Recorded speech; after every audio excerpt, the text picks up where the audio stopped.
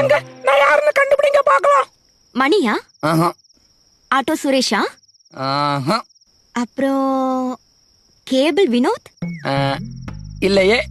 அப்போ அன்னைக்கு திண்டுக்கல்ல மீட் பண்ணமே மூதேவி, போலீஸ் வந்த உடனே விட்டுட்டு ஓடிட்ட. இதுக்குதான் உங்ககிட்ட எல்லாம் கொஞ்சம் கராரா இருந்திருக்கணும். ஹலோ ஹலோ, பேசுங்க.